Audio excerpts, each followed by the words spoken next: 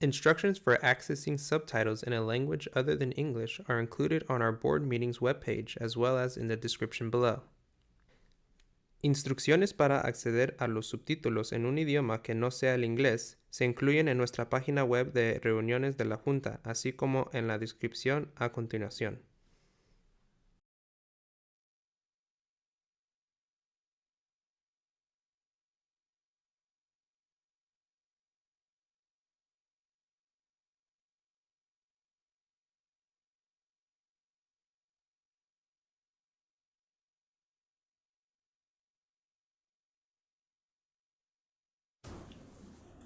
All right, good evening and welcome to the Ross Valley School District Board of Trustees regular meeting. Today is August 5th, 2026, and I am calling our meeting to order at 6:05 p.m.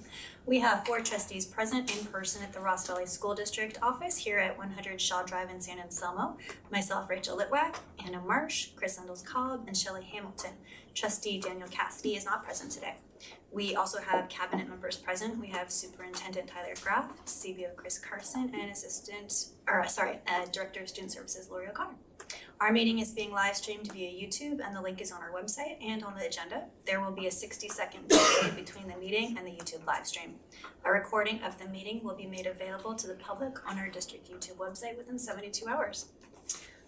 So with that, I'm going to move on to our next item, which is the closed session and identifying our closed session topics. The first one is conference with legal counsel, anticipated litigation, significant exposure to litigation pursuant to Government Code 54956.9, Subdivision D 2 or 3, special education program dispute, one case, student SSID 461-654-1630. With that, there's no one here to public comment on our agenda item for closed session, so I will recess us to closed session at 6:06 p.m.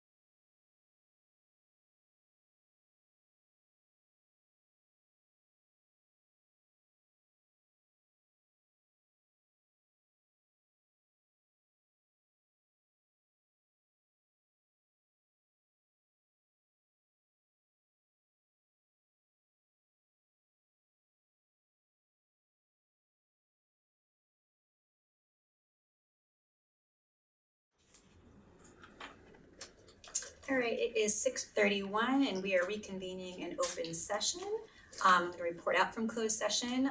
The board voted to approve staff's recommendation on special program dispute with student SSID 461-654-1630. Moving on is item C on our agenda, procedural items. We have the Pledge of Allegiance. So unless anyone up here has a democratic reflection, I was just going to go to this pledge. Any democratic reflections? No? Okay. If you would like to join me for the pledge, please do so. I pledge allegiance to the flag of the United States of America and to the republic for which it stands, one nation, under God, indivisible, with liberty and justice for all. Next item is to adopt the agenda and time allocations. Did anybody have any changes, questions, need to move anything? No? Okay. Make a motion. Not seeing anybody nod their head yes. I'll make a motion to adopt the agenda and time allocations. I'll second. Thank you both. Shelley? Aye. Chris? Aye. Anna? Aye. And Rachel? Aye. All right, so we have an agenda. Our next item is D, communication. Do we have any public comment regarding items that are not on the open session agenda? All right, seeing none, thank you. We have item D2, which is correspondence and communications to the board. Anything that we received via email or mailed to us is posted in there. Hopefully everyone had a chance to read anything that might have come through, but I did not see anything. Our next item is D3, announcements by labor unions, CSEA or RVTA, if any of their reps would like to say something. No? Okay. Seeing none, I will move on to E, presentation and or action items. Yeah, sorry. First item there is E1, recommended approval of the tentative agreement between the Ross Valley School District Board of Trustees and the Ross Valley Teachers Association to resolve negotiations for the 2026-27 and 2027-28 school years and the AB 1200 disclosure.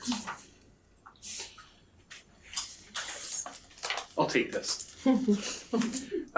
So first of all, I want to say thank you to the Ross Valley Teachers Association for all of the hard work in putting together this multi-year salary settlement. And what you'll see in the salary settlement is it is a multi-year agreement. It is 2 years, so it is for the 26-27 and the 27-28 school years. In terms of salary itself, it's 6% and 6%.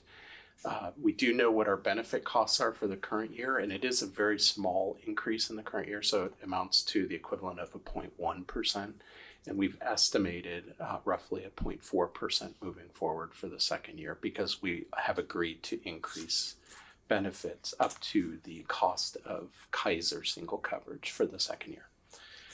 In addition to that, there are several articles that are approved. We have Articles 3, which is wages. We talked about the bulk of that. Article 4, health and welfare. We have hours of employment as well as class size. And we have done our AB 1200, which went to the County Office of Education, and we provided them 10 days prior to your action this evening, and you have a copy of that attached to this document as well. And so with that, you have the two salary schedules as well as all those AB 1200 documents. And so by your action this evening, it would approve these agreements. Great. I just want to add a couple things. I just want to thank the teachers union for being patient. We gave them a 1.35% raise 2 years ago and a 0% the year after that. So to be able to give a 12% over 2 years, I feel really proud of that. And that's all because of Measure H. So all the, volunteering and door knocking and canvassing and voting that happened last year made this 12.6% raise a reality. We would have probably offered 0% without Measure H. So just want to thank the community for stepping up for the schools, and this is what the fruits of that labor come to. I also just want to thank the union for our strong relationship. I feel like we're in a very healthy place where our VTA can push back on us and we can push back on them and we can disagree and come to agreement, and it's just a healthy relationship right now, and I'd like to keep it that way. I think our VTA wants to keep it that way. The fact that we were able to settle for 0% last year is an indication of a very healthy working relationship. We had to give up some things on the language side to get that to happen, but we did. Yeah, and I think the only other thing that I would say is we had some early discussions around doing a 3-year settlement agreement to have, some more stability 3 years out, both for budgeting purposes, but also for a teacher to know getting 6% this year, 6% next year, and another percentage in that 3rd year out. But because the CBA that we have ends in 2 years, it would have been too hard to negotiate over 2 different bargaining agreements. So the union and we just kind of mutually agreed to, the 3rd year out we'll address when we get there. So it's likely that there'll be more money on the table when we get to that 3rd year out to where we can give kind of that 3rd year deal that we were kind of hoping to do. So I'm really proud of our working relationship, super proud of this community. To pass a parcel tax of that size and increase for a decade at nearly 75% is something we should all be really, really proud of. Do we have any questions for Chris or Sarah? I have a question about the health and welfare benefits. Do these allow for, remind me, teachers to cover their children and spouses? So the coverage itself paid for by the district is 100% of the employee only. And if the staff member wants to add, they can, but they have to pay for the additional out-of-pocket costs. Okay, So they have the ability at their cost. okay. And different districts around the county offer different benefits packages. On the lower side, I think there's at least one district that offers a little bit less than the single payer. So even just for the single employee, you have to pay a little bit out of pocket. It's nominal, but you still have to pay some. And then on the very high end, there are a handful of districts that pay full family benefits. Mm-hmm. That's a lovely benefit to be able to offer, but it's extremely expensive. And there's a push by a lot of unions across the state to get to that level. I know LA Unified, I think, was one that recently settled for that. What would that do for the ability to continue to offer the teachers? Would it cut deeply into the ability to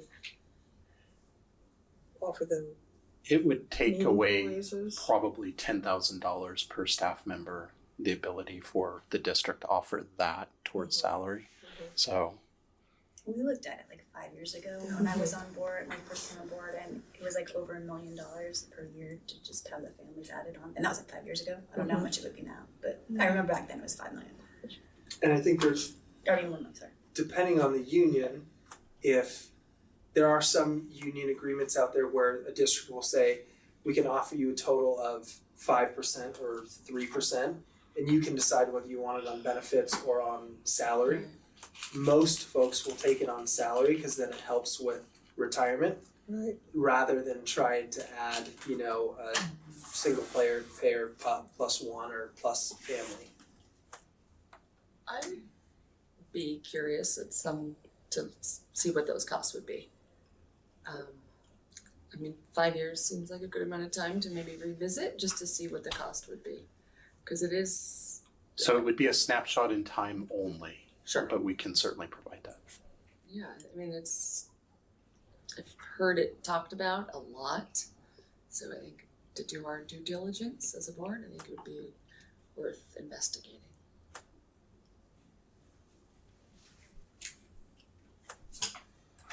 Any questions? Okay, if there's no more questions, I'm gonna go for public comment. Do we have any public comment on this item? No? Okay, seeing none, I'll bring it back up to us for discussion. I see I'm rusty. That's all good. There was a question in there. There's a question. I think one of the things that crosses my mind, and only because we're kind of living it, is the unforeseen health issues that come up with children and spouses. and how that can financially disable a family within a month. And to have that flexibility, because there aren't a lot of, the population of that happening is not as big as the entire population. But having some flexibility that the district will have a policy in place that will consider allowing for insurance when there are dire situations. A child is diagnosed with a disease that needs ongoing care, diabetes, for example, cancer, God forbid. But even a spouse that has been taken out of the workforce and loses their insurance and then has to be covered as well. I'm just not quite sure, it's not black and white, but I think to support our teachers to know that there's a pathway to help if something happens might be something that we might want to think about. What does that look like? It's kind of the pendulum. I'm coming back a little bit from the whole everybody gets the insurance policy too. What can we do as a district to demonstrate that we have things in place to help those families in need when these unforeseen circumstances happen, health-wise, right? So I don't know what that looks like, but it's definitely an olive branch of additional care that we're giving to our teachers for this profession. So that's my 2 cents. I think it's a great idea. Yeah. Absolutely, that's part of our role, is to do that due diligence. Yeah.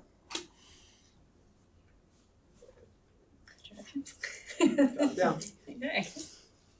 I don't want to get the conversation lost in this conversation. Yes. We are offering a 12.6% 2-year raise. Huge celebration. Yes. That. That is amazing. I'm sorry. So good conversation. really sucked, but thank you for bringing that back to the reality that we're in a good place. Yeah, It's so good. I mean, thank you to you 5 really for being bold with the parcel tax. There was a moment in time where we could have asked for a smaller increase to the parcel tax, or really retracted from Measure E going into Measure H, and you all stood pretty firm that it was going to be 540 or more, and that was a big bold ask, and you all stepped up in your own way to knock doors or call people or write letters and talk to folks about getting this across the finish line, and your leadership really helped get a 12.6% increase to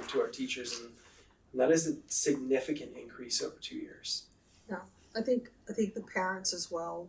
Yeah. Really, Oh, yeah. I can't begin to just thank the parents that really they came out in droves and really stepped up in the leadership and got this over the hump. The teachers. And the teachers and business owners who finally came over. So it really took a lot, and I think I almost got you a coffee card because you are the guy that sits down and has coffee with everyone. And your ability to sit across the table and really talk through things and help people understand what the actual issues are, you gotta pat yourself as well. You did some serious heavy lifting and communicating to the public about this. You did an exceptional job doing it. And I don't want that to get lost in the accolades as well. So, Absolutely. Thank you. Well, the fact that all that happened and then we were able to get that passed is the reason we can look at, hey, why don't we look into this again? Because we actually could potentially do some changes now that we have enough money to move going. So, I mean, it's nice to be in a position where we can look at spending more money towards our teachers and our staff and making sure that we're taking care of people. Okay. With that, we do need to take action on this one. So, is there any more discussion on this topic?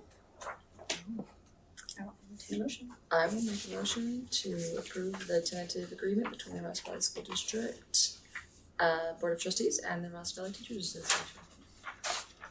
Do I have a second? I will second that. Thank you both. Hannah? Aye. Chris? Aye. Shelley? Aye. Rachel? Aye. Yay. Yeah. That makes me really happy. Nice job. Congratulations. I got goosebumps a little Good bit. stuff. So good. All right, our next item here E2 is Ross Valley School District's 45-day district budget update in response to the state's 2026-27 final budget adoption. And this is Chris Carson. Go for it. This is me again. Oh, can you back it up to the beginning? I just want to make sure I didn't miss a slide. Are you able to move it? No. Is it turned on? Yeah, it is. It is. Let me try it one more time.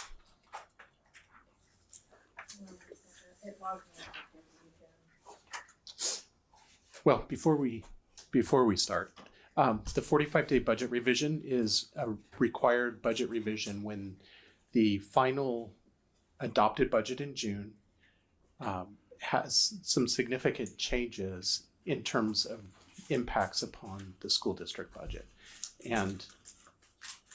And with the Ross Valley School District final budget, we did not include the Student Support Professional Development Discretionary Block Grant, which is affectionately called the Spud Bug. Kind of an odd name for it, but so which was approximately $1.5 million. So because we didn't include that, since there was still some back and forth at the state level, that's a material change to our budget. And so we did make an adjustment for that. And then the other thing that happened, thank you very much. I think you're gonna have to drive. Okay. Keep going. Yeah.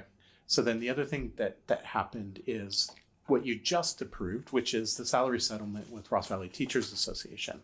Whenever there's a salary settlement, we have 45 days to also make an adjustment to our budget.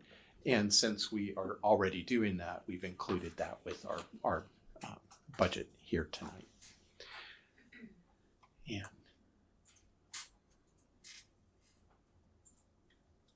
okay. And so what you have really are the two adjustments. And the first is the $1,527,163, which is that student support and professional development block grant.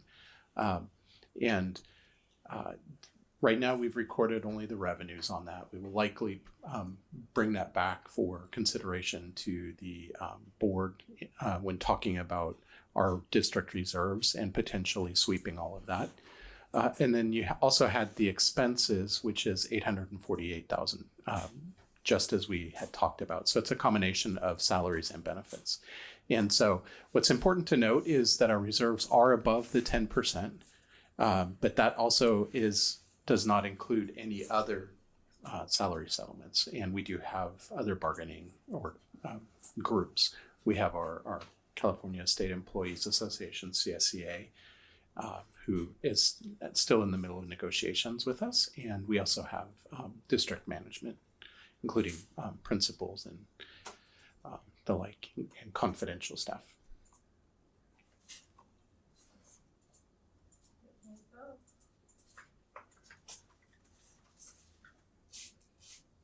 And I really did keep it quite short and simple today. So. Sorry, it's being very weird.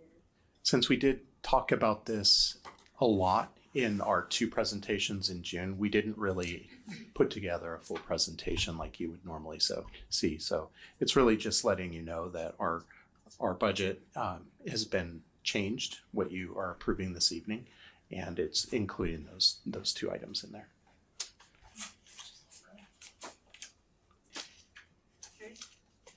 Do we have any questions? Sorry.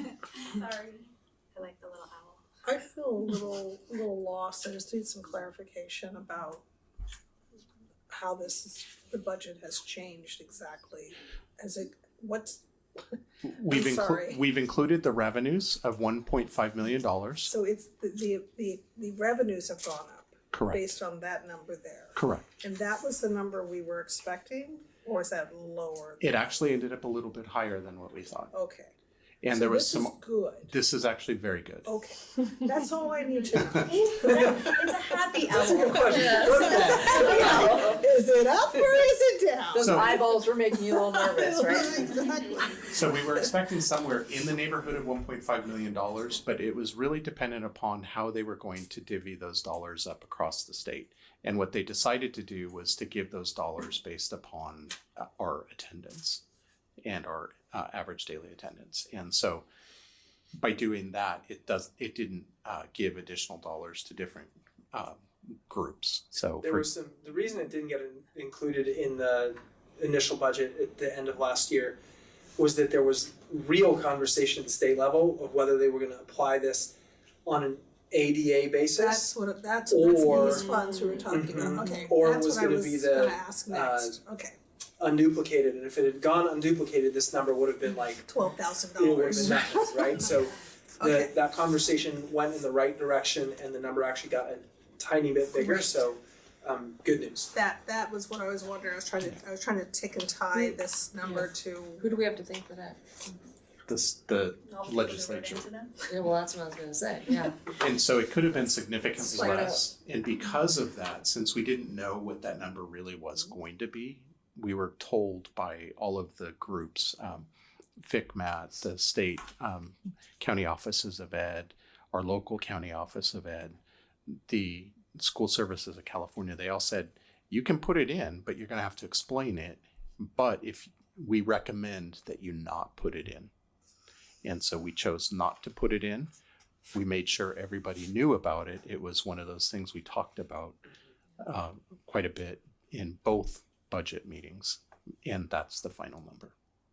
great.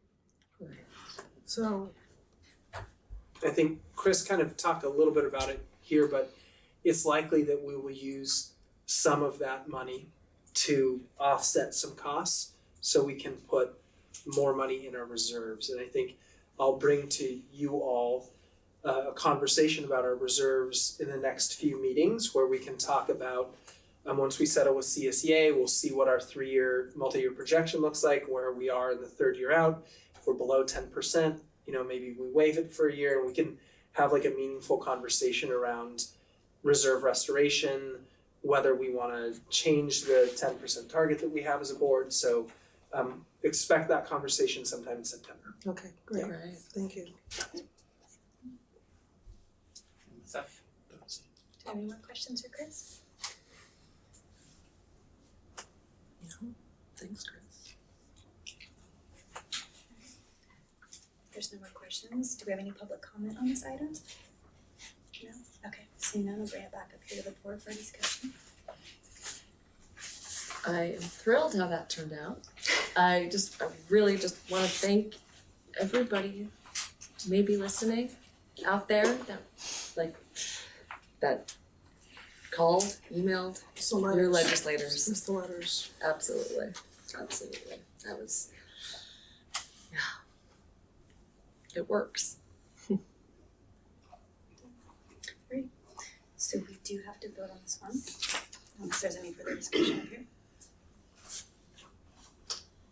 We make a motion? Who is that?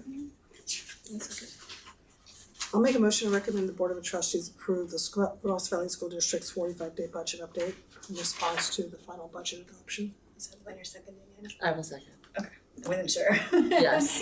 Chris went and did the whole full thing. Yes, she did. Alright, Chris, what's your vote? Aye. Anna? Aye. Shelley? Aye. And Rachel, aye, okay. So thank you for all your work on that, Chris. I know doing budgets is a labor.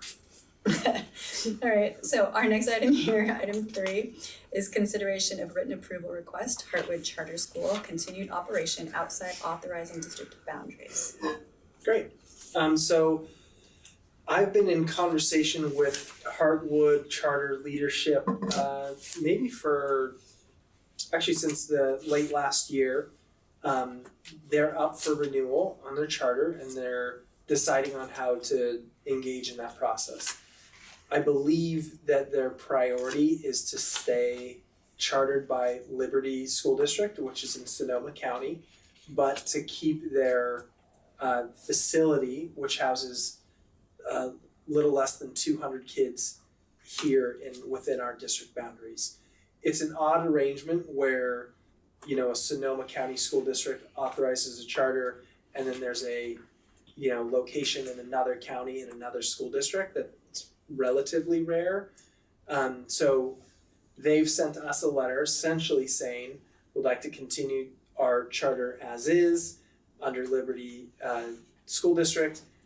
However, we need, in order for that to happen, because the site here is outside of Liberty's school district boundaries, they need a side letter from us that we sign off on. So tonight, it's kind of an initial discussion, and I'm curious to hear what questions you have, any data that you need to make a decision like this, any questions you have for our lawyers. Mostly I'm gonna capture those questions in the data request and come back to you on the 27th, with our counsel to answer those questions and give you any data before making any decisions. And you can see the letter attached from Heartwood and the background in the board item for more information. Any questions? So the letter was all we got from them? No, nothing else, just the letter at this point? Yeah. Okay. Yeah. Aside from maybe some There's emails. a couple template letters that they sent for Tyler and I to sign off on if we were. But no other presentation of who we are, here's our history, here's our funding, here's anything like that. Would you like to see financial or other literature? Yes. Oh, you have some questions. These are questions, right? So Yes, no, I think understanding, as we would with any of our decisions, one of the things I appreciate about this board is that we do our homework, ask good questions about information that we receive, and staff presents us with a lot of really good information. So, in line with the way that we approach all of our decision making, I would definitely feel like I would want more than just a letter requesting a signature, including the financials, enrollment, fairly broken down. You said there was 200 kids at the Bothine, home district for those kids. It might even be lower than that. I Yeah. think in my conversations, I believe they have 40 of our RVSD zoned students there. And then there's some other kids from around the area that attend that. And my understanding too is some of the kids use it as the resource center where they stop in a couple days a week, and other kids are going there Monday through Friday, regular school. And I noticed on their website, they did talk about independent homeschooling and then a Waldorf school that looked like a school. It had a daily schedule, it had a common curriculum, it was definitely not independent, and I wasn't clear how separate those, is this request for both of those? Because I thought, given that it's by Liberty, this would be I thought this was a non-classroom, so just understanding what the enrollment is in those two different programs, where the home district is for kids in each of, breaking down all of the enrollment, not just for, I don't know whether the 200 is just the Waldorf school or is it all of them, so that would be helpful information. I think they have somewhere between 700 and 800 total in the enrollment, but most of those, the overwhelming majority of those are Sonoma students that are Independent. Yeah. And that this request is the whole kit and caboodle, not just. This request is to say, can we keep our resource center here within our district, right, when you're driving over the hill? Right. It seems like it was just in relation to Heartwood. Right, but Heartwood has these two different programs. Heartwood has the charter. Heartwood charter. Right. Heartwood Charter is chartered by Liberty, Yes. which is in Sonoma. Right. And Heartwood as a charter then has a parent that seems to have two different things going on, and understanding what I think I'm hearing is both of those together are 700 to 800 kids. Mm-hmm. And while they want just the resource center, they're up for renewal for their charter, which is all 700 to 800 kids. Yes. And I don't know what a copy of that charter looks like in terms of how big can this program versus that program be for the students and that kind of stuff. So enrollment would be helpful. So are you wanting to do the loss of funding analysis that we might be experiencing from that, or just?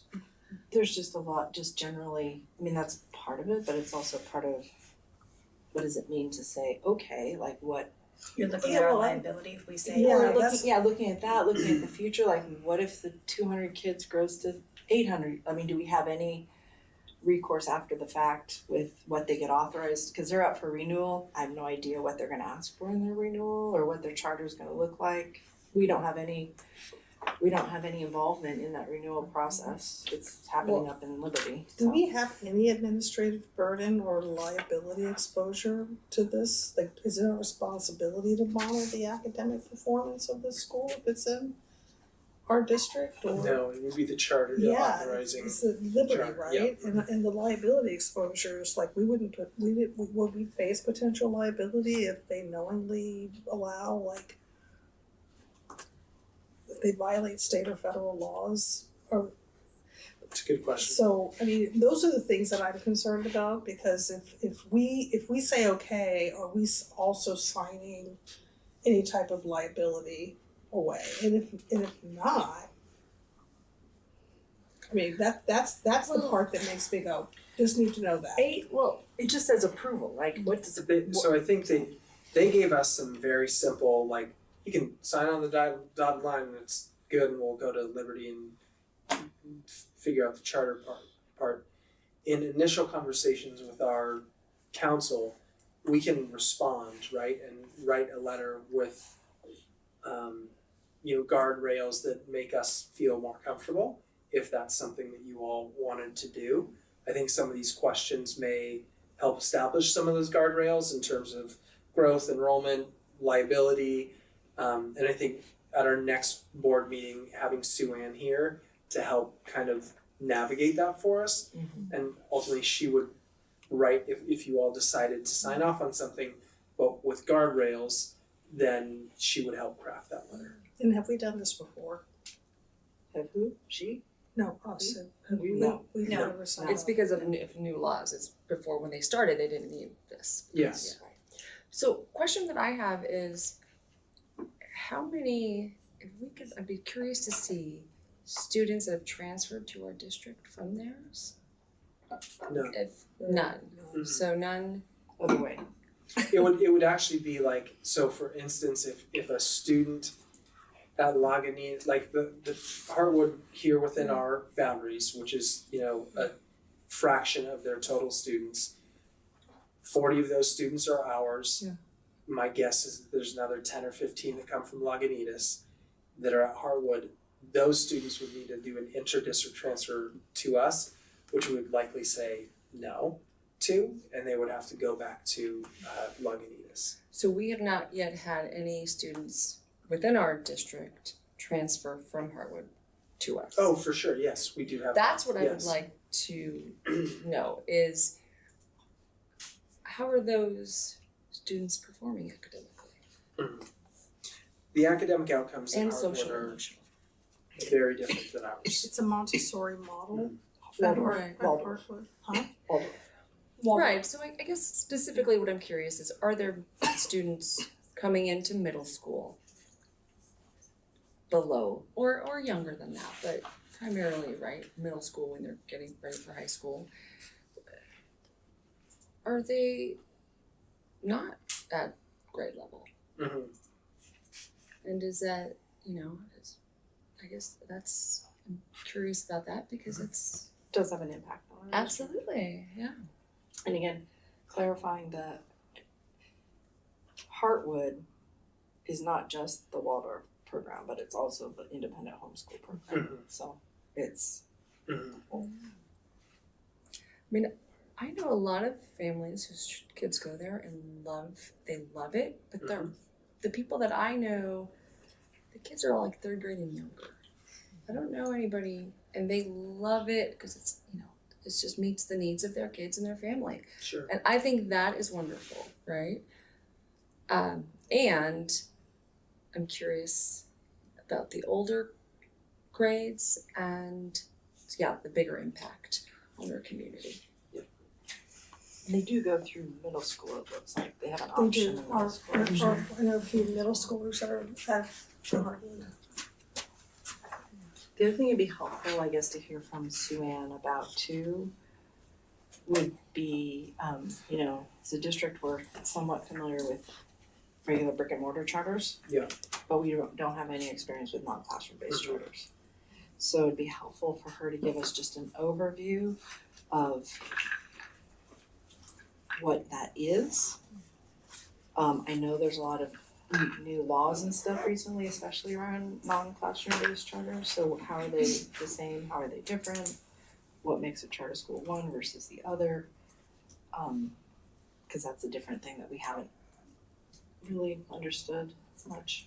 And then also what is the process? Like if we don't do this, then what happens? Mm-hmm.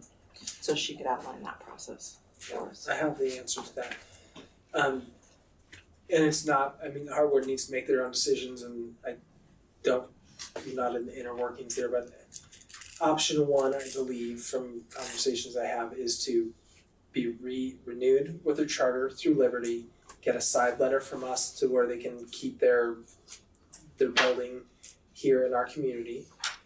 If we did not sign off on that, Harwood would then have a discussion to have amongst themselves whether they close down the Hartwood school here within our community and just keep the independent thing they have in Sonoma, or do they come try to get chartered with us and go through like the whole charter where we would be the chartering group in charge of all 700 some odd students. So that is part of the conversation I think that they're having at the moment. Do they definitely come to us, or could they possibly go to NCOE?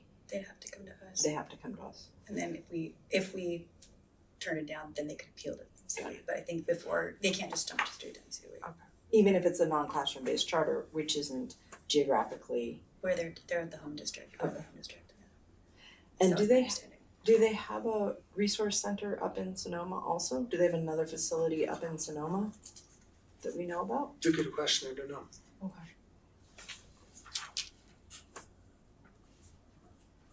And then I guess Joanne can also tell us if they do come to us, renewal, new, what's the, Mm-hmm. how does that work when how does a chartering process work when you're changing authorizers? I don't know what the nuances of that would be. We don't control what they come to us for chartering as. They Okay. will bring us the charter. They bring whatever they, Yeah, But would it be a renewal or a new charter? that's a good, I Right, don't know. I don't know Is that it- question. yeah. And then again, the timeline for, I think they mentioned in their letters some elements of timeline. Yeah, But maybe if there's another, I think next year is the year they have to have it in place, so they're trying to get it done this year. okay. Can we get confirmation on hours of operation for the schools, like the resource hours? If it's possible, can we get a breakdown of our student, like RVSD students, not like students here, but like students that In go into our district. school, yeah, in That district would be in students district. that are by grade. Mhm. Just Oh, kind of by curious. grade, Yeah. I know they ended school Memorial Day weekend. Like, well, on campus school, because my friends that kids that They've go got there. They On ended, their website, they've got a 8:30, 9. I mean, they got a thing that looks just like a regular bell. They even call it a bell schedule. Is that what you're talking about, like a bell schedule? I just I think don't, all I of just it. don't know enough. yeah, Like I feel like I can't make a decision because I don't know anything. it's, yeah. I mean, yeah, so Memorial Day weekend to like those like last 10 days of school, they do is all independent study for the Brooklyn campus. They close the campus.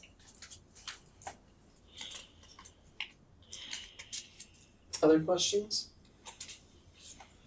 So if we authorize their resource center here, we can make stipulations to like limit size of the campus so it doesn't explode to like what Shelley was saying, like I think it'd be, helpful to get Sue Ann's, because I don't know whether like the more we get into it, the more we have.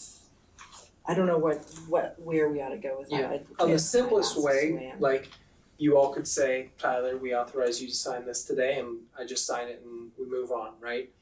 I don't think we have enough information to make that decision today, and I think having counsel here would be very helpful.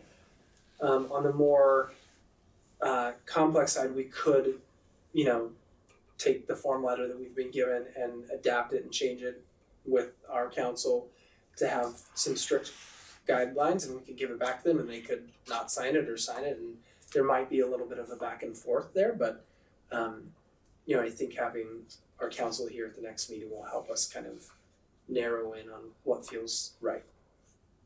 Yeah, that would be helpful to have another have that conversation with more information, even before you come to us with here's what a revised something would look like. Like, I don't know that if we were getting all that information and here's a decision you can make next time, that it would be ready to make a decision given. And I could also take some of these questions, talk with counsel, prepare a slide deck for the next meeting, and prepare a potential draft letter, or I can wait to have that until after the 27th too.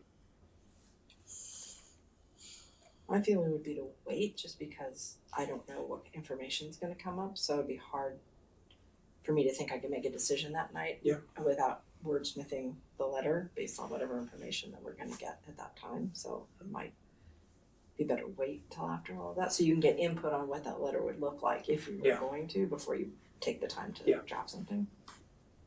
I do want to address your concerns about if a child from the school would transfer to us, what would the academic trajectory look like?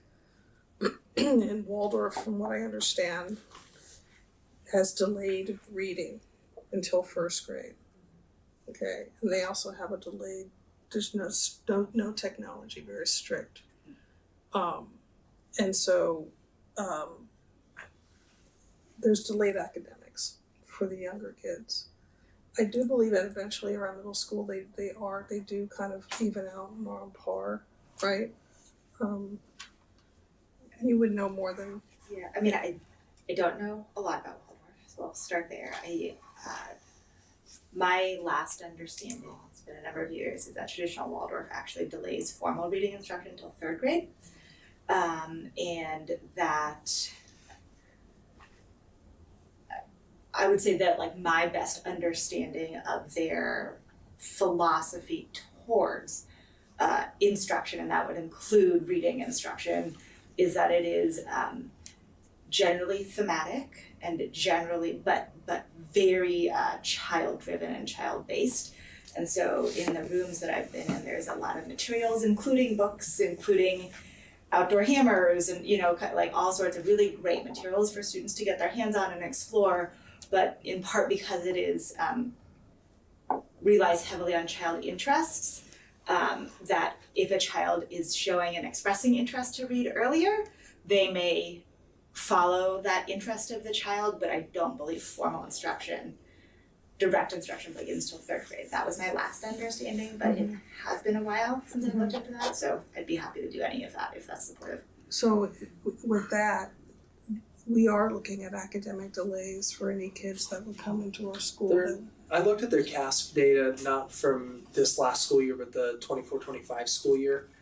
Our students perform 30 to 40 percentage points higher. Yeah, that's huge. It's like, I think their math proficiency was below 40%. With saying that, Waldorf's main priority is not going to be CASP outcomes. Right. So it's a different approach. But to the question, if we have a 5th grader who is significantly below standard and they come into our 6th grade school, are there special ed implications or additional support implications that actually, are burdensome to us, when if that student had come to us in the first place, they may be, proficient or advanced, because 80% of our students are proficient or advanced. It's likely that student would also be in that zone. So wondering how that, I can look into that. It might be hard for me to find the exact number and how they're doing, and whether they receive special ed services because of the delays, or but I can look into that. That does get challenging too, because we don't know if it's a lack of exposure or if it's a learning disability. Right. Until If they come have to some us sort of not evaluation. having this problem. Yep. And direct instruction in it too, right, before we'd even assess necessarily. I guess that would be another question for Sue Ann in terms of non-classroom based whatever kind of charter they are, Mhm. what are the special education protocols? Are they the same? Are they different? Do they do the same evaluation things As and a that kind of private stuff? school, we're actually responsible for their evaluations. If a But they're a family- charter, not a private school. Oh, I'm so sorry. Excuse me. Right. If they were private school, They then we would be responsible. doing the Yeah, they would be evaluation. responsible, yes. But since Right. they're charter, Mhm. Yeah. and again, this is one of those things of, is there a difference between the kind of charter they are versus a regular brick and mortar charter, or I are would they say a regular yes. half brick I and would, mortar I and would half say yes. independent? So, I think this is it's a niche. Yeah. And it's a niche that I think parents need to have access to. For the type of kids that, at least I know, that go to this school, I don't think they would thrive as well in our environment as they do at this particular environment. And that's a good thing, because we want our kids in our district to be fulfilled. And if we can't do it, then there's a model that can meet those needs of how that child can be developed. A question think- here. Sorry, is there a I- question in here? And then we can go back to like, oh yeah, question. yeah, Well, questions. I was gonna ask the question, Okay, sorry, sorry. so I was leading up Sorry. to, so my question is that, are we gonna find ourselves trying to compare this to a traditional charter? Or are we gonna look at this through the lens of a niche educational program that is highly adapted to the type of children that need to go there, right? My question is Waldorf or no, I mean, there's the Waldorf program element of it, but there's private Waldorf schools. So there's Waldorf programs in private schools. So there's this programmatic difference, but then there's the charter versus school district structure to it, and then there's the what kind of charter element. It's like there's a lot of different pieces of information for me. And I think students having access to Waldorf educations and lots of different Montessori educations and lots of different types that fit students. I agree with that. It's just under what structure do families have access to them, and then what's the relationship to our district for those structures. So, and I don't think but for me, those are two different things. The program thing is one, but then the structure and how does it relate to public education and a district and funding and liability and oversight and all of those kinds of structural things, to me is very independent from whether or not families should have access to a Waldorf education. Totally. Okay. It's under what structure, how's it funded, all that other kind of, which I think for us is governance. So those are that's You're picking there apart are all broader those. questions. Yes. I did have a question if we sign off on this, if we theoretically sign off on it. We flip in and out of, speaking of funding, we flip in and out of basic aid now. How would this affect our funding if we signed off? Would we be obligated to pay them in property taxes? Because I know that can be a big chunk. So I want to figure out what our responsibilities are. I know right now we haven't had to pay in yet, but I just, Have we done any We in lieu? did. We had to do in pay. lieu? We paid last year in lieu property taxes for the previous year. And then we received the. for addition- Hartwood or For for Hartwood? I'm sorry, I thought you were. No, I meant for Hartwood. No, we haven't Okay. done anything. Yeah. Okay, I think the financial Whoa. implication I was is, like, no, wait, sorry, It's okay. I thought you were asking about the other. No, no. but the good question is, if we do this, does it change that? Exactly, like, I would like to know that before we, cause that's a financial That decision is, that I that need is to a know about. financial decision, Yeah. that's finance and liability are where I'm coming from, Yeah, that's sure. all I wanna And know. I- For sure. I don't hear anybody questioning the program, the value of the program, or folks, but what's the liability? We need a little bit more information before we, sign names to authorize this. So I know listening from afar, these questions might seem pretty heavy, but it's just you all doing your due diligence before you sign off on something that frankly we don't know that much about, and we haven't known much about Hartwood for years. Do you have more questions? We'll get another round of questions when we have our next board meeting, obviously. Yes. And I think the structure of that meeting will, and I'll work with you on this too, will likely be Sue Ann presenting, probably along with me. I'll do some of the data side, she'll do some of the legal side. And then you all can ask more questions, and then public comments, and then we can go into discussion. And in the discussion section of the next meeting, I think that's where you all can say, you know, there's two decisions to be made. One, are we willing to sign off on this or not? And if we are, do we go simple or do we want to put some guardrails? Yeah, And I so think signing that off will on be a the discussion. letter is like answering an email. Do we have an agreement in place Yeah. that has some protections around us that something could seep through the holes if we don't have it? Yeah. So Right, it will be so- agendized as a decision, not just a discussion. I can put it as discussion action, and if at the end of that meeting you all aren't ready to vote on it, we just discuss and we don't take action and bring it back in September. But doing discussion action, we could take action if we wanted to. I can take direction from you all on that tonight. Okay. And we're not under any sort of deadline. I think Hartwood would like this to have been done in June. Sure. I think they have time. The longer we take, the harder it is for them to make the decision of do we go to Liberty or do we come to Ross Valley, and so there's some urgency to make the decision within the next month or two. Sure. And I know Hartwood would like to have this decision already done, but I think you all need to do the due diligence before we make any decisions. And it sounds to me that Liberty is the governing body and maybe even the legal liability and all of the other things. They have to look at the performance. They're just doing this because they're in our district, Yes. right? And so I just want to make sure, like I said, if we say, fine, you can have your school wherever you want, it doesn't impact us. Mm-hmm. And I think the hubris of counting chickens, you know, in our hen house is a little. I personally think it's a little bit like, I don't think it's necessary, but let's do it. I get it. Yeah. People want to see, but it can be very clean and simple if we don't put ourselves in a financial or legal jeopardy in any way. Then can they Prop 39 us if a fire breaks out Mhm. and they lose their school? Do we have to then house them in our district somewhere at one of our schools, right? That's a question. I just wanna make sure we're protected on all of that. Yeah. That they can do whatever they want, be run by Liberty, they just happen to be in our district, On Girl Scout land. on Girl Scout land, on Miwok land. Right, yes. That's it. That's where I'm coming from. I hear that.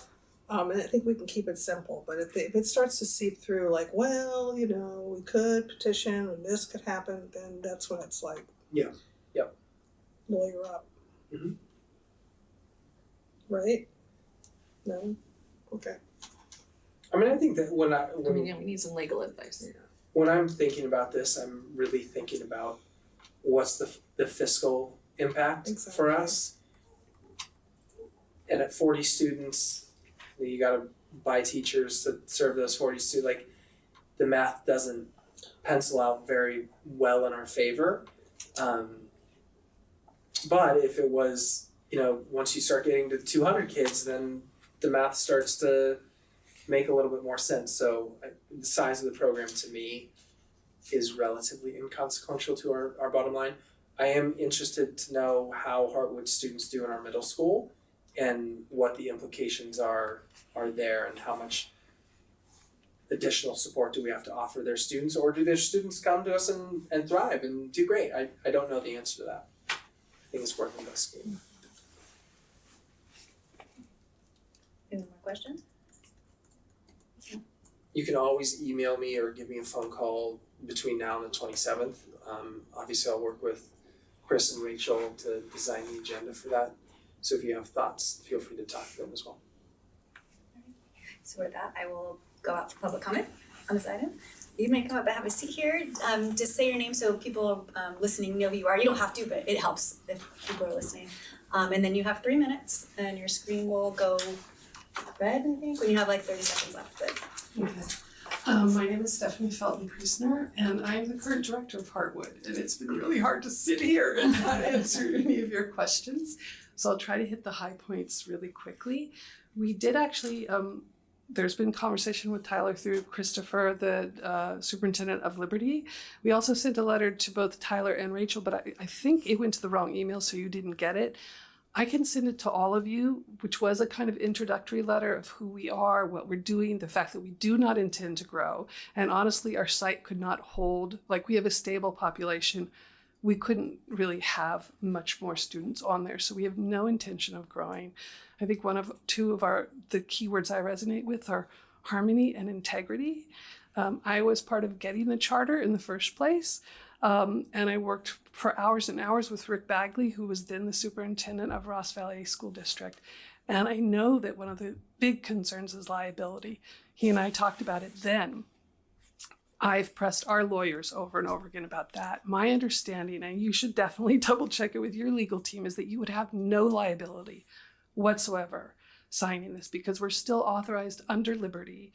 And so they hold all of the liability for any part of our operations, because this is considered a resource center, not a school.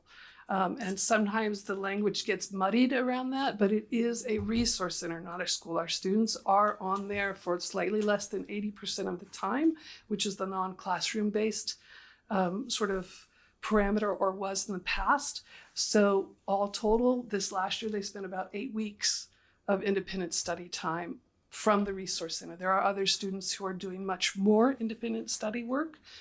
We do start direct reading instruction in first grade at the Waldorf program there, but we also do have a tendency to draw a lot of students who are not thriving in a traditional environment.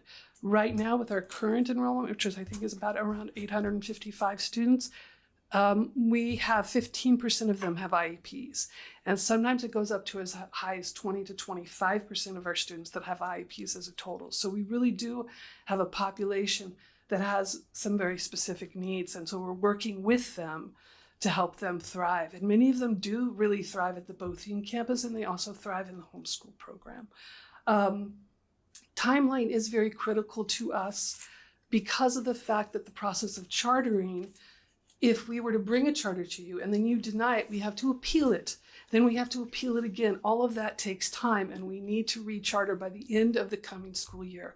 So we actually really do need action in a timely way on the letter, because our preference is to have you sign that, because we recognize the history of this district and how volatile this can get. And that's where the harmony comes in. We want to exist in harmony. That's it. Thank you. anything further discussion up here? I do appreciate the desire for harmony, and I think that we also would definitely like to keep things harmonious in our community, because it can get, very fiery in the Ross Valley School District. But I think that everyone's kind of, like our parcel text was a great example of us all trying to come together as a community. And I from my little knowledge of Heartwood that I do have, I know that it is very different from our programs, our traditional programs. So I think that for me personally, it doesn't seem like it's in direct competition with us necessarily, given that they serve in a very different manner than we do. Yeah, I agree. But that, I do have questions and I would like more information so I can make a decision and feel like I'm making it with the information that I have. Yeah. It's, enough to make a decision. Because I want to make sure that it's not going to hurt us financially in any way. Do we have any other? Yeah, and I agree with you. I think that coming from a well-intentioned, harmonious place, I've seen the contentiousness of, I moved to this area during that charter situation. It's not pretty. And I think that,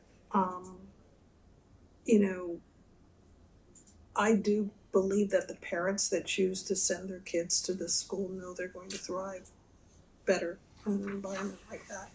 And it's not like you're sitting there saying, I think it's apples and oranges, you know, choosing us and choosing this school. I do. But like you, I want to understand just with a pretty bow tie up what we're signing off on. So there's no regrets. I mean, we're all pretty clear, like, it's our kids, our students, that's what matters most. To us, to Hartwood, like, to all schools, so, yes, it's just liability, financials, yes, that's what we need to focus on. The only other thing I would add that came to mind in just thinking about the requirement by the new requirement by the state that we approve, whatever that approval is, would be, in my mind, when you approve or authorize, we use the word liability, you might not have liability, but when you approve or authorize or sign something that says, yes, we will, you hold accountability for your decision making. So I'm just not quite sure what the state's thinking was in having a district make a decision without any accountability for that. Like, what is the accountability for that decision? That's a good point. And why would you make a district make a decision if they weren't holding accountability for the decision? So what kind of accountability or tearing off impacts are there of a decision? And if, of course, the state does make decisions that don't certainly make sense sometimes, which could be the case here, but Sue-Ann would know much more about the history or what the accountability is when you make a decision in this arena. And what happened and why and so there may be accountability impacts that might not be liability impacts, but there's some. And when you, like, as a superintendent, when I hear the word accountability, what I hear is like state accountability, but there's also just accountability to constituents and accountability to our schools and our fiscal responsibility. Like, there's other levels of accountability. You know, not having 40 students at our campuses, there's consequences there. Yeah, or consequences is another word. So there was a reasoning behind, because it originally there was no requirement. This was not a requirement, and then it was implemented as a requirement, and there must be some. Right, what Because changed? otherwise, why would we be making a decision if there was zero accountability or zero consequences or zero liability? So I don't know what that is and what the thinking was or the history was behind it. I was just thinking about what you were talking about, Chris, when you were just like, well, if there's no like, then why wouldn't you? And I was like, well, there's got to be some implications here for why we're being asked to make this decision when we weren't before. Well, when you think about when you think about accountability, and this is where I'm coming from, is that we are accountable for all of the kids in our district, right? Regardless of where they go to school. We have some accountability. We have to navigate kids that are no longer attending our schools who have to go elsewhere for those services, right? And that when you acknowledge those kids and you acknowledge that their educational path may not be under the guise of your school district, but they are still in your district, you are accountable to their success. Yes, but we're not required to do any kind of approval for private schools. I mean, I'm wondering if there's some sort of like the state is, I mean, this is publicly funded, this is a public use of funds. Mm-hmm. And so there's an accountability for me around, I agree with you, that we do have a responsibility for an entire district for public use of funds, be it for special education, for the kids in our schools, but it's a public use of funds. So which is why we're probably not required to do any sort of oversight or approval or anything for private schools, because it's not a public use of funds. So that's just coming to mind is what is the thinking of the state in that arena. So so anyhow, just wondering. Can you find out from legal counsel about like precedent for this, like how common is this situation? 'Cause I mean, there's gotta be some sort of precedent, just so I have an idea, like how long has this been in place? Cause it, you know, I wanna make sure that like this, that there's a process for this, that it's not something that we're doing that's very like, What was the question? just can we find out about precedent for this sort of like signing off on a resource center that's not in your district, like, just so I know Yeah. how common this is, cause Yeah. it feels, Our love will be the first. I don't wanna be the first. Congratulations. That's what You are the precedent. We have been in the past. I'd rather not be, but I'd like to know if we are, so like that's kind of what I'd like to know. Yeah. Alright, do you have any more discussion up here? Oh. Okay. Alright, this is just for discussion and information, so I will move us along to item F, which is consent actions. Does anybody have anything in here that they wanted to comment on, take a poll out, like pull it up for further discussion? Can you explain the uncompensated leave that's occurring for Malik Charles Wade? Is he just going to halftime or what's happening there? I think he was taking a leave of absence because he has some personal things that he wants to. But I mean, is he leaving all of them or just, is he gonna? No, it's just a part of his role. Okay, So he's working part-time now. he's working part-time. Yeah. And it says here that they need someone to fill in for the time that he's not there. Is that what we're gonna be doing? And what does that look like financially to us? Yeah. Please. I know a little detail, not a lot, so, And I don't wanna know what's going on with yeah, that. no, Okay. my understanding is that there is an afternoon, I believe once a week that he will, is what this leave is That's right. for. And, when, Mr. Pete Santucci, I Yes. think is, he reworked the music schedules in order to, see if we could accommodate that. And we were able to take that in and put it with another teacher. So that 0.05 leave that he is taking does not actually need to be filled because we were able to work it in, or he was able to work it into other music teacher schedules and still make sure they have their required prep and so on. Okay, So it's technically a small cost savings. okay. What is the probationary 0 versus the probationary 1? Which item are you talking about? So I was just under the employee beginning, I just noticed that some of the Which yeah. number Oh, of the sorry. consent agenda are you on? I'm sorry, It's okay. 1. So it's the certificated personnel. Most people, looks like it's probationary 1 if there is, but there is somebody who is probationary 0. Heather Cohn. Yeah. So what's the question? Why? Like what makes They're that? newer. Okay, Yeah. got Yeah. So there's probe 0, 1, and 2. it, okay. And depending on how recently you've been hired, you have less protection the further down the list you are. Okay. So a temp teacher would have less protection than or temp teacher would have more protection than a probationary teacher. Wow. Do you have any more questions on any consent item? No, okay. So with that, we can approve all of these in one motion if somebody. Well, I have a comment. Okay, go ahead. I just wanted to put the kudos out for the hiring of all of these people. That's what I was gonna say. That is a lot of work, and I just wanna say thank you to whoever was Agreed. behind all this, because that is a lot of people to employ. Thank you. Yeah, I mean that would- Agreed, yes.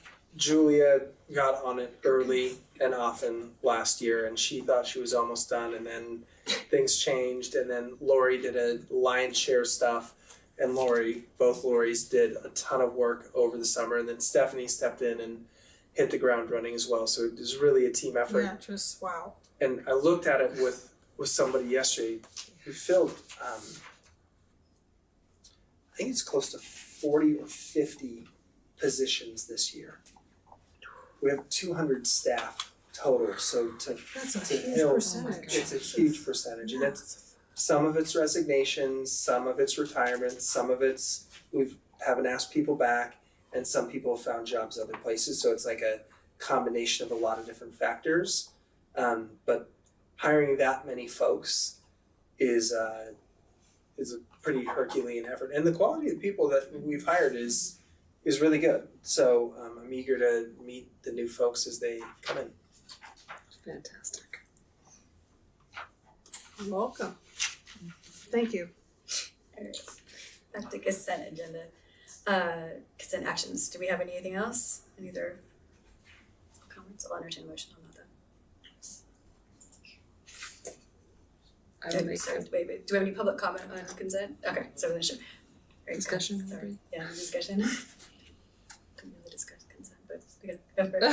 I know, it's weird. Totally, I know, right. I'll make a motion to approve all consent actions. Great, second. Is that Shelley? Okay, Anna? Aye. Shelley? Aye. Chris? Aye. And Rachel, aye. Thank you.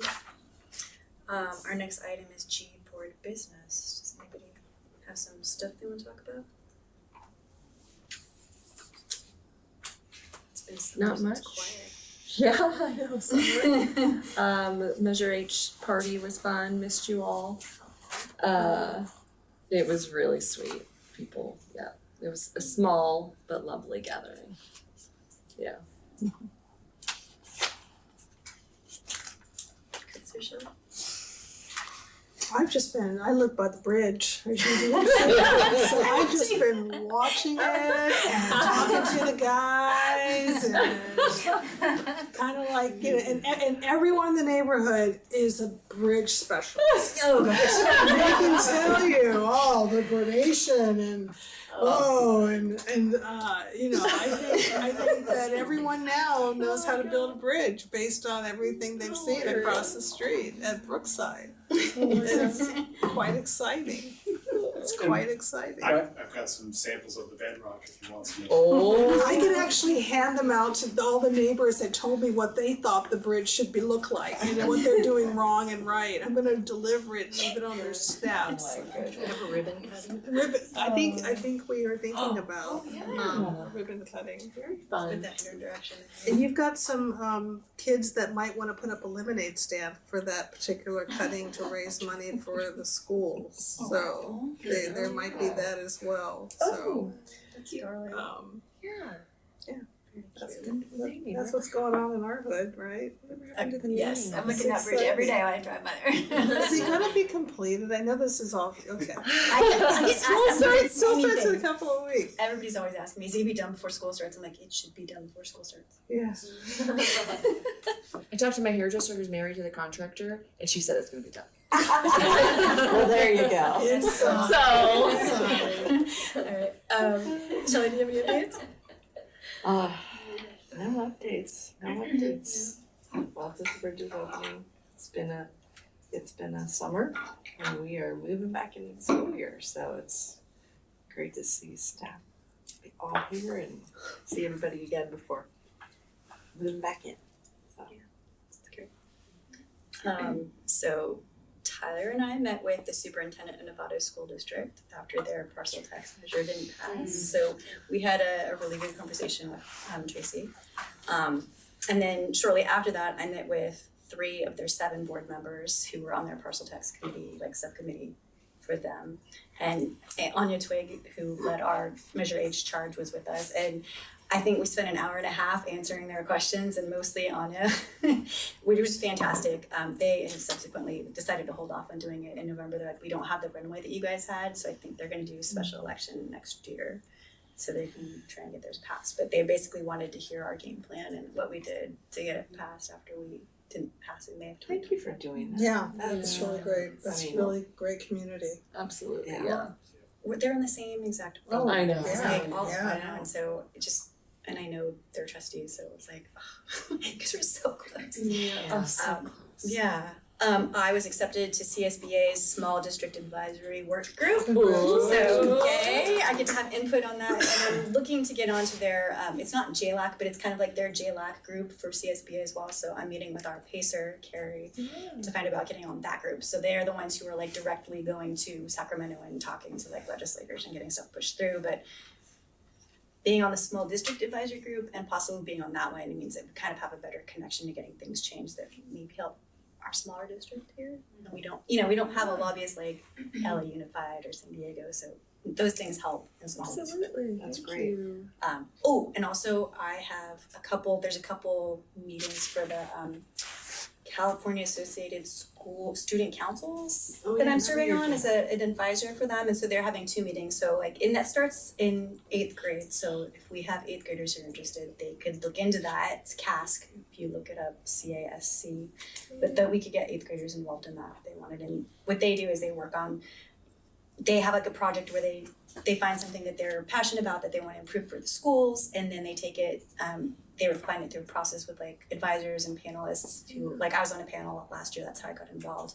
And you look over their proposal, give them suggestions, and then they go to Sacramento and present them. So it's kind of a way to get students to feel engaged and have them actually doing legislative work. So it's great. You should reach out to Mr. O. Oh, yeah? He runs the Spirit Advisory Group. Okay.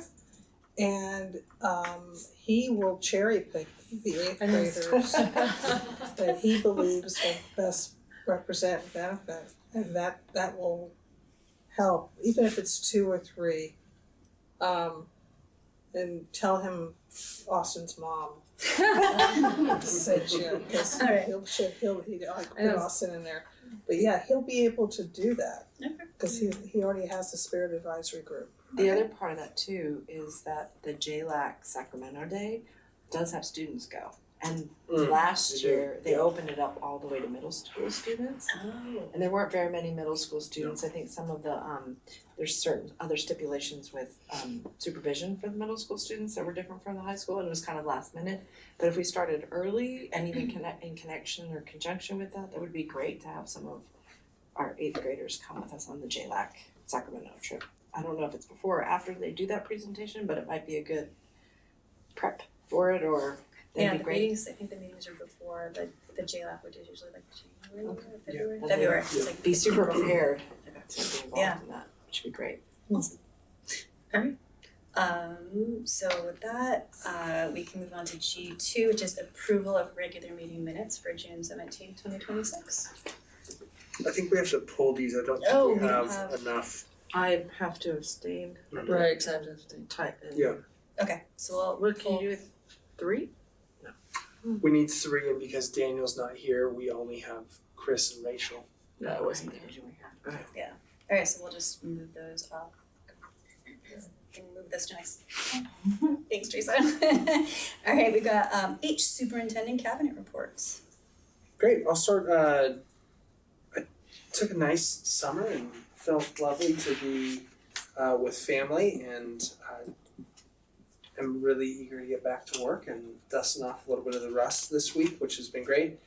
We actually had our principal welcome back yesterday, so we spent the day together wrestling with all kinds of ideas, from the mission, vision, value stuff that we'll do to our instructional focus. Talked a little bit about facilities master plan and our approach to special education this year. So I also met with all the other superintendents today. We had like our little retreat in the morning, and checked in with a couple of them about their retreats.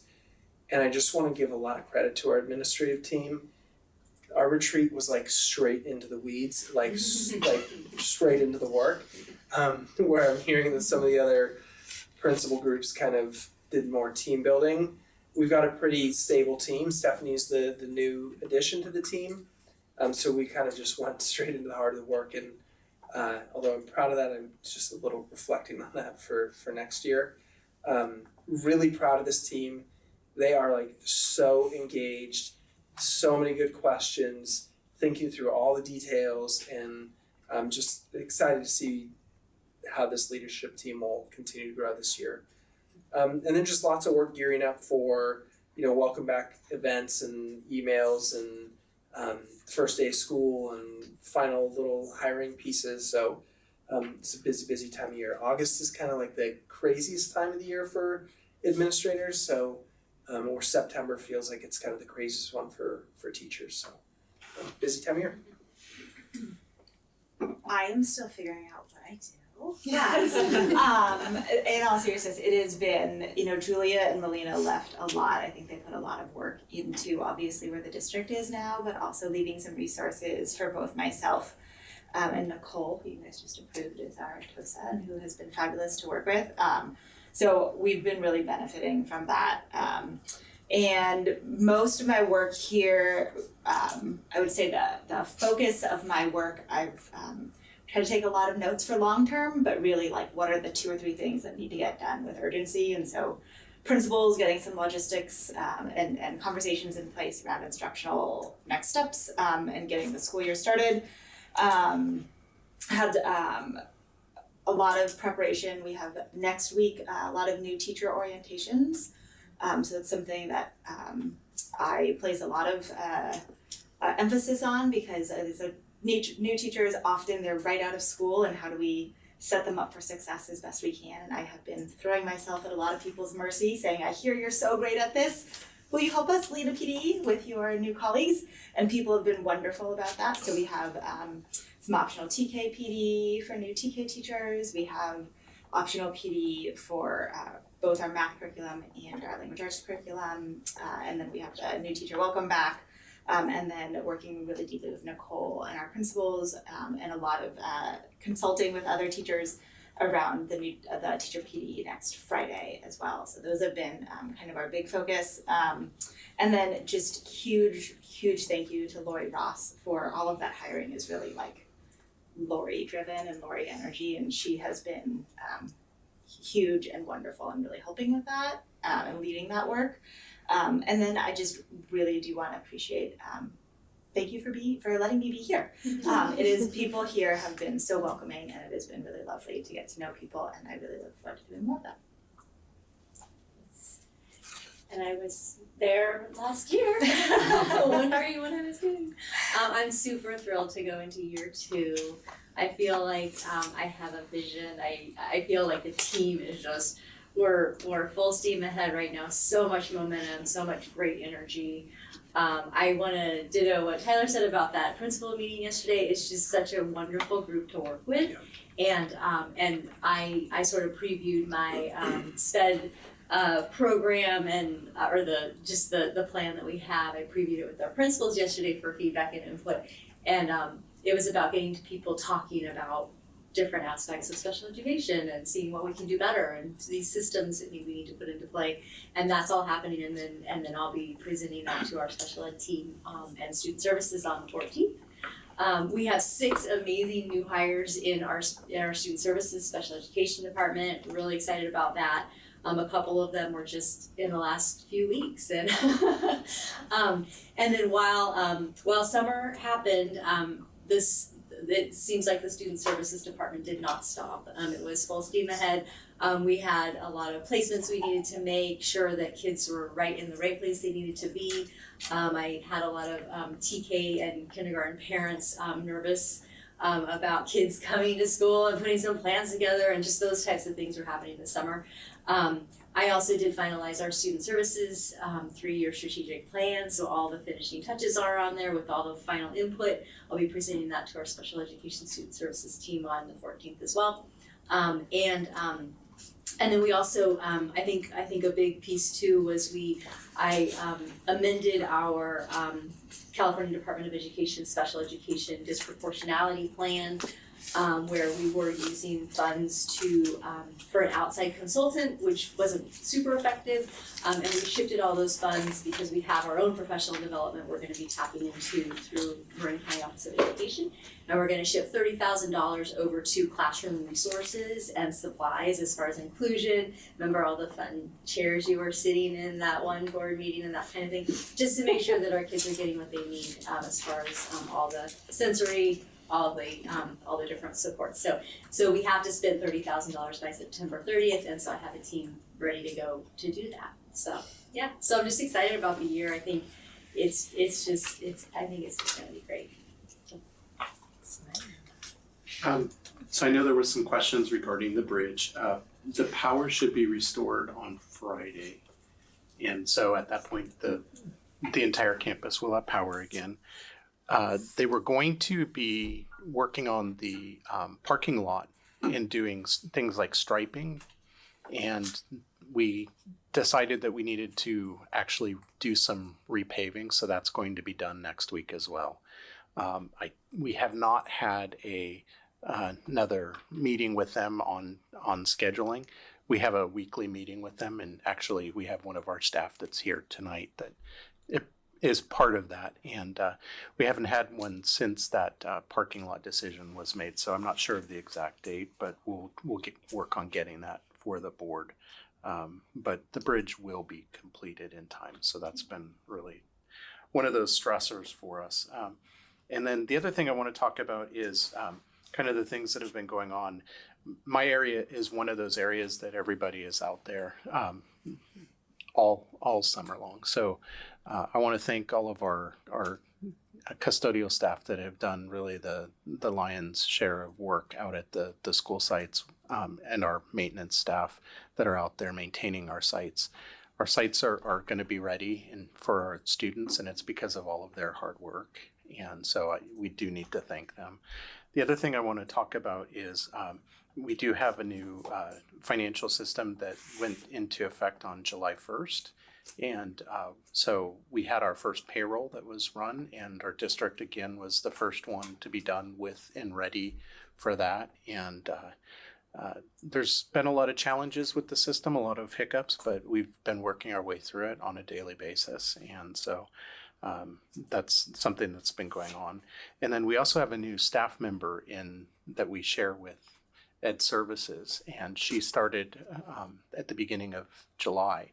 Her name is Andrea Davison, and one of the things that we started with her is getting her out to look at the schools, and there was a reason for that because we received a lot of textbooks, and so we prepped her for that, got her so she could see those, and that was actually one of Stephanie's first tasks when she came in, is working with our other new staff member to look at those textbooks so we can make sure that those get out to the staff that need them. And so that was one of those things that happened in our area. But so for that's it. Okay, so let's see. Our next item is meeting review. Do we have future board topics or board direction? Something I've been thinking about that I would like to discuss, we've possibly done this in the past before I was here, but is to look at what it would take to make our meetings live, to make them interactive with people attending online.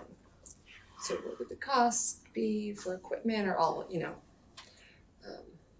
of those things to make it more accessible? It goes back to the whole, we didn't have money before to even bother looking at it. And I'm curious, Yeah, I mean, You might look up, I think Marcy did look into this at one point. I don't know how long ago, but we did have conversations about it a while ago, and we've looked at like how many districts have it, how many don't. Yeah. There is a wide range. It's not every single link. NCOE doesn't even record theirs. Yeah. So I think that would be some information that do, some that don't. that I'd appreciate certainly a lot of families in this district just to investigate that a bit. Also, I was curious, I don't know if this is happening or not, it may already be, but are we gonna do like a formal recognition of Measure H, I assume? Next board meeting. Next board meeting, okay. Great. Are you and Des going to do a summer summary like you did last year? I assume. Great. Every year. I can't wait for that. It's so good. I've got all the pictures right here. Ooh, yes, can't wait. John. Virtual tour. Love it. Thank you.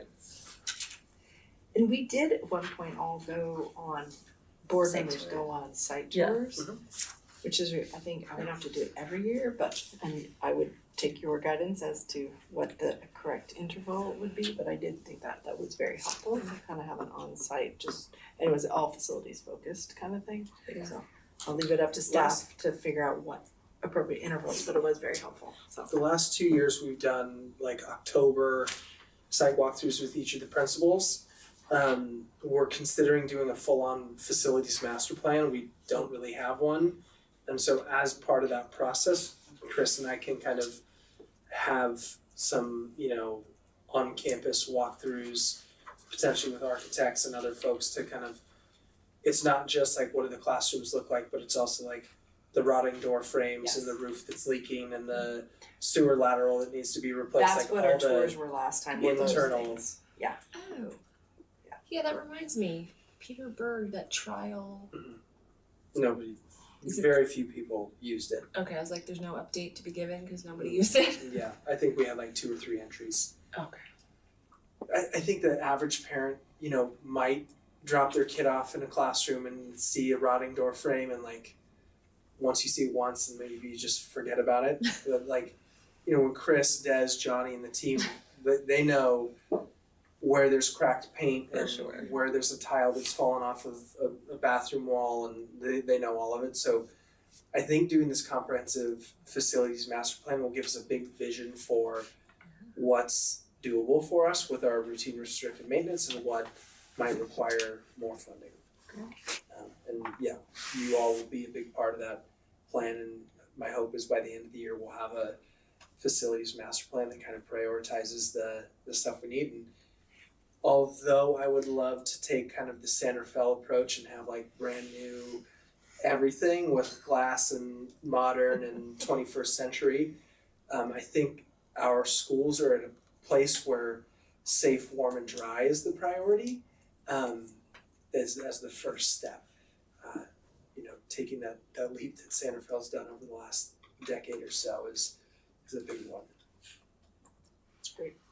Yeah, so work us in as is appropriate, Great. not in addition to, but it sounds like there may be an opportunity to have it be, not over and above, but in line with what you're already doing, so it's not extra work. Great. And then we talked about a ribbon cutting ceremony for the new bridge at some point, but I think we would all like to be interested in knowing when that might happen, when we'd like to do something fun to celebrate it, because that's been a long time coming. And along the lines of the facilities master plan, I think it's really helpful for the community to know where does the money come from. Like that the bridge didn't come out of our general operating expense, it came out of sale of Deer Park, capital funds, and like here are the sources of funding for capital projects, bonds, sale of property, that kind of stuff.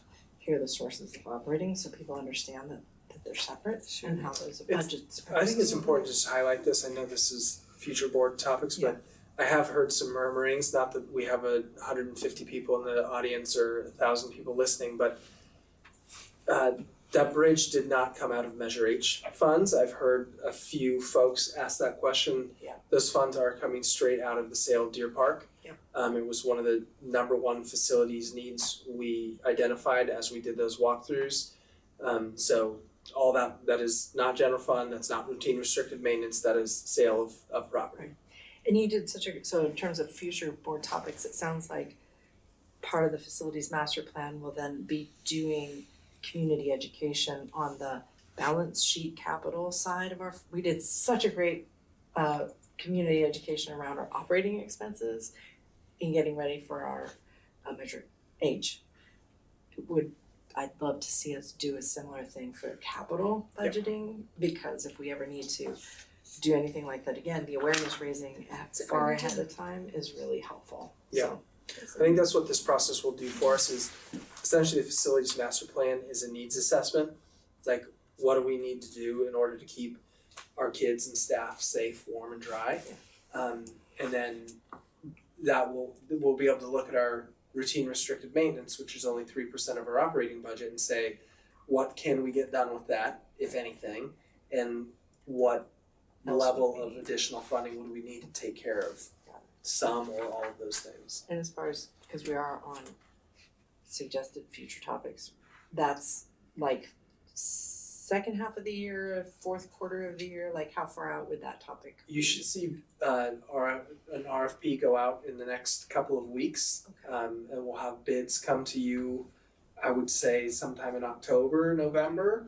And then we'll start having site meetings with site councils and staffs and Okay. all that kind of winter, late winter, early spring. Right. Does that sound about right, Chris?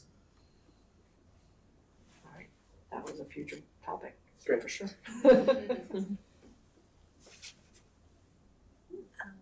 Classroom visits too. I would be interested in doing those. Great.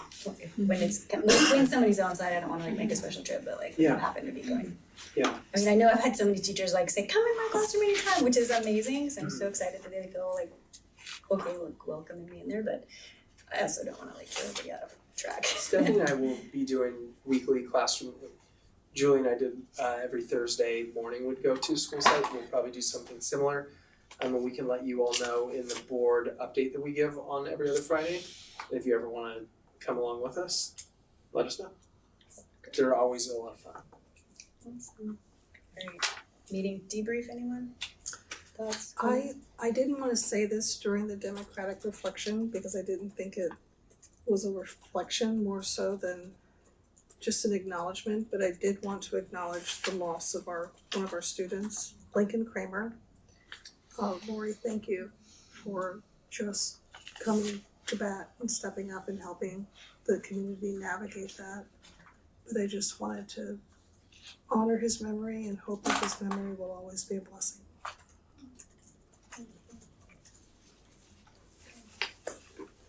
Any other meeting debrief comments? Okay. We don't need to continue past 10:30, so at 8:07 I will adjourn our meeting.